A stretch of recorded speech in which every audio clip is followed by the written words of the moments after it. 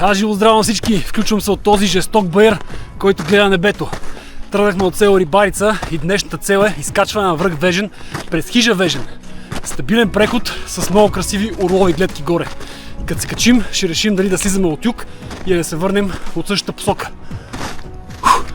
А сега стига приказки и нека приказката в Стара планина да продължи сега.